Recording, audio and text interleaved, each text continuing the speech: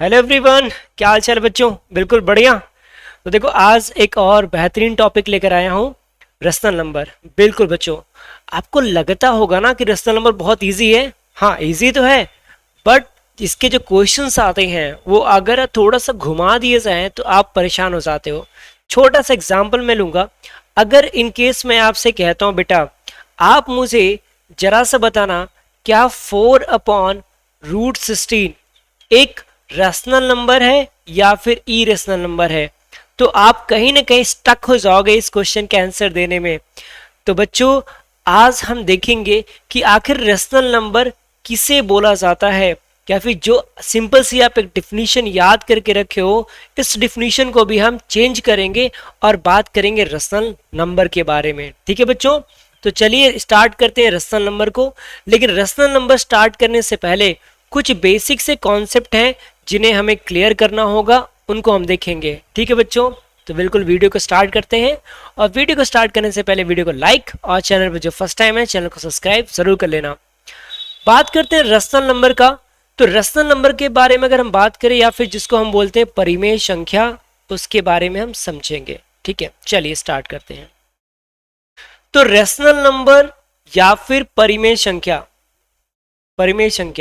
को समझने से पहले, परिमेय संख्या को समझने से पहले कुछ चीजें आपको समझनी पड़ेंगी। पहले क्या, पहले तो आपका आता है नेचुरल नंबर।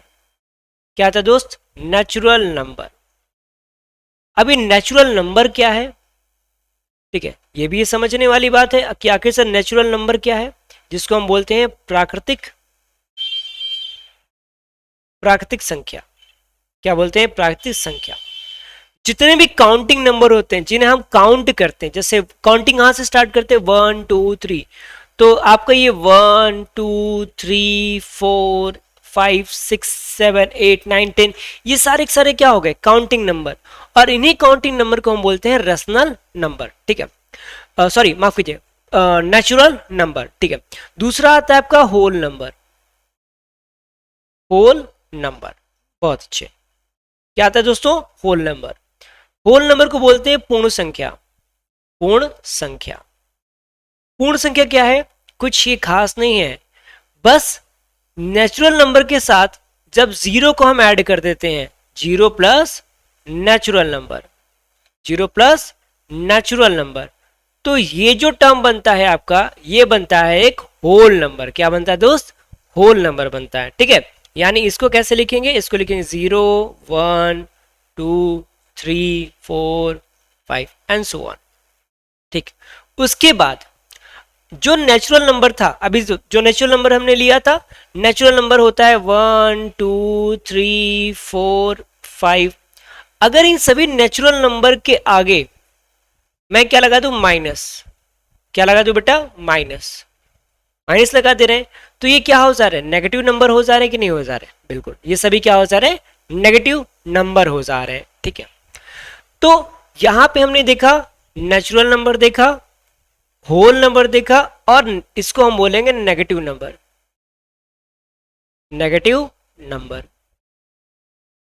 या फिर जिसे हम बोलेंगे नकारात्मक संख्या। नकारात्मक संख्या। ठीक है, नेगेटिव नंबर या फिर नकारात्मक संख्या। समझना बेटा, इन सभी को जब मिलाते हैं, अच्छा इन सभी को अगर सीरियल वाइज दिखे तो कैसा दिखेगा? देखो, पहले मैंने लिखा डैश डैश डैश -3 -2 -1, उसके बाद 0 आ गया, 1 2 3 4 डैश डैश डैश, आगे तक जाएगा, है ना। अब देखो यहां से क्या देखेंगे बच्चों कि ये जो पोर्शन था आपका, यहां से यहां वाला पोर्शन, ये हमारा क्या है? नेचुरल नंबर है। क्या है? Natural number. देखो बहुत आराम से समझा रहा हूं, बहुत आराम से समझना बच्चों इस बात को। इतना तो क्लियर है कि अगर एक बार इसको आप समझ गए ना तो नेचुरल ये रैशनल नंबर आपको दोबारा कभी पढ़ने की जरूरत नहीं पड़ेगी। ठीक है, और ये क्या है हमारा? ये हमारा नेगेटिव नंबर है। ये क्या है हमारा? Negative number. और जब हम इसको पूरा मिला लेते हैं तो ये हमारा क्या हो जाता है? Whole number.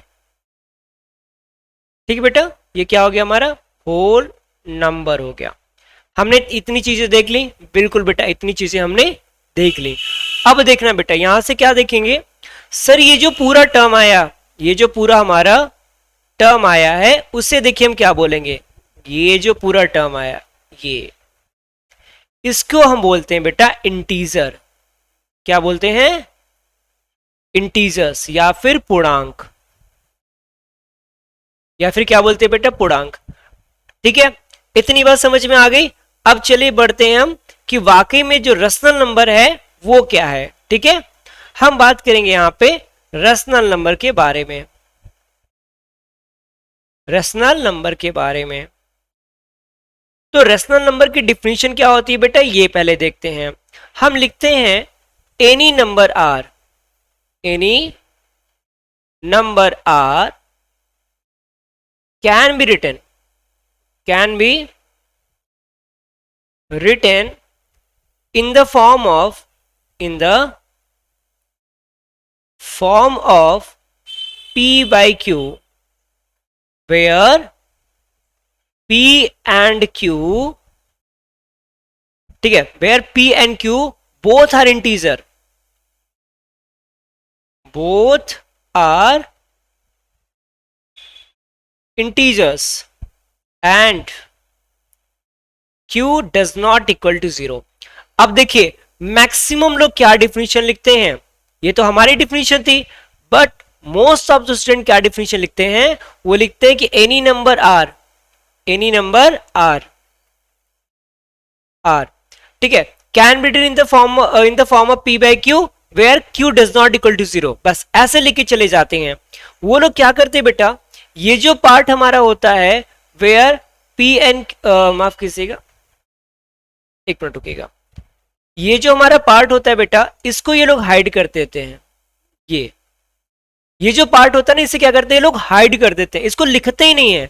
अगर ये पार्ट आपने नहीं लिखा तो आपका क्वेश्चन गलत हो जाएगा, आपकी डिफिनीशन गलत हो जाएगी। ठीक है, समझ में आई बात। तो ये पार्ट बहुत ही जरूरी होता है। अब देखिएगा, अब हम कुछ एग्जाम्पल देंगे। जैसे एग्जाम्पल देखिए, मैंने बोला 4/7, तो 4/7 क्या हो गया हमारा, ये p बाई क्यू के। अब आपको एक बात समझ में आ गई होगी कि जो हमने रेशनल नंबर आपको पढ़ाया, रेशनल नंबर से पहले जो चीजें मैंने बताई किसके बारे में, इन सब के बारे में, ये कि आखिर नेचुरल नंबर क्या है, होल नंबर क्या है, और ये इंटीजर पूर्णांक क्या है।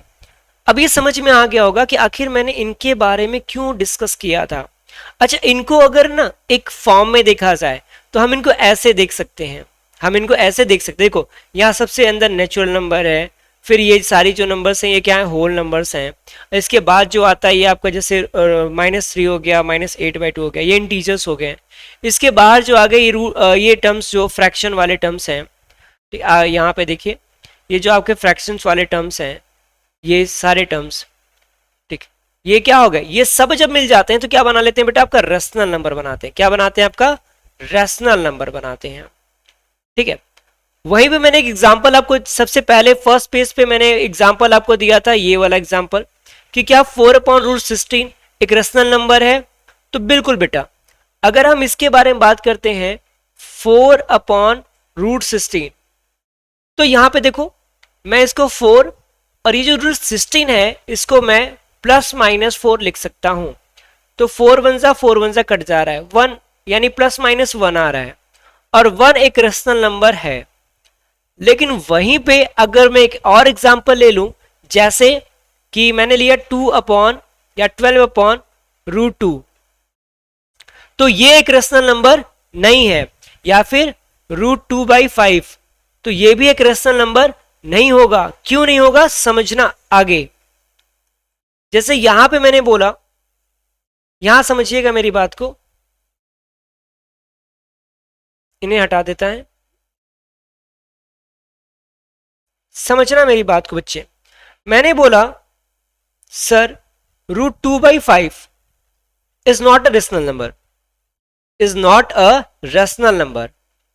आपने पूछा सर वाई, आपने पूछा वाई, आप कहां हैं, यहां पे हैं। सर बताओ वाई, आखिर ऐसा क्यों, ये रेशनल नंबर क्यों नहीं है, समझना। बेटा मैंने पहले डिफिनेशन क्या बोला, any number are can be written in the form of P by Q. तो सर ये तो पी बाई क्यू के फॉर्म में है कि नहीं है? बिल्कुल सर, ये पी बाई क्यू के फॉर्म में है कि नहीं बेटा? बिल्कुल ये पी बाई क्यू के फॉर्म में है, ठीक है। तो हम इसे पी बाई क्यू के फॉर्म में लिख सकते हैं। और यहां देखिए क्यू की जो वैल्यू है वो 5 है, 0 भी नहीं है। तो अकॉर्डिंग टू योर डिफिनेशन बच्चों, जो आपने पहले परिभाषा दिया था, डिफिनेशन दिया था कि any number are can be written in the form of P by Q where Q does not equal to 0, उसके अकॉर्डिंग तो ये सही हो गया, रेशनल नंबर हो गया। लेकिन नहीं, हमें यह भी देखना है कि p की वैल्यू कितनी है, √2, और q की वैल्यू कितनी है, 5। तो ये जो √2 है ये एक इरेशनल नंबर है। क्या है? एक इरेशनल नंबर है, ठीक है। तो जब ये इरेशनल नंबर हो गया तो ये रेशनल नंबर हो सकता है? बिल्कुल नहीं हो सकता। इस वजह से √2/5 एक इरेशनल नंबर है, ठीक है, एक रेशनल नंबर नहीं है। बोलो समझ में आया कि नहीं आया? एक और एग्जांपल लेते हैं। सपोज किसे मैंने यहां पे लिखा √3/5। अब आप बताओ क्या ये रेशनल नंबर है? बिल्कुल अच्छे, ये रेशनल नंबर नहीं है, not a rational number, not a rational number, ठीक है। चलिए एक आपके लिए होमवर्क है, इसका आप मुझे कमेंट बॉक्स में आंसर दीजिएगा। 2 दे रहा हूं, एक बताइएगा √16/32, ये पहला क्वेश्चन है। दूसरा क्वेश्चन है आपके पास -√16/32। 2 क्वेश्चन है, सेम है, थोड़ा सा चेंज है। मैं देखता हूं, आप ऑप्शन ए ऑप्शन बी करके इसका आंसर दीजिएगा।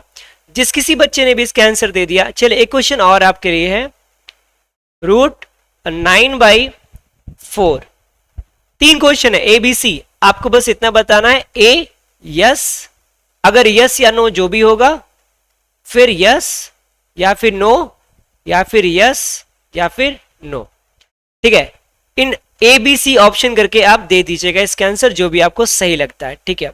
तो बच्चों आई होप ये वीडियो आपको अच्छी लगी होगी, और जहां तक मैं समझ पा रहा हूँ ये चीजें आपको काफी ज्यादा समझ में भी आई होंगी। तो अगर अभी भी आपको कहीं डाउट है रेशनल नंबर में, तो आप मुझे फिर से कमेंट करके बताना, मैं फिर से सारी चीजें आपको समझाऊंगा, और तब तक समझाऊंगा जब तक आप सारी चीजें समझ नहीं जाते, ठीक है बच्चों। तो चलो फिर आज के लिए बस इतना ही, मिलेंगे अगली वीडियो में, और कुछ अच्छा सा लेकर आएंगे आप लोगों के लिए। तब तक के लिए जय हिंद दोस्तों।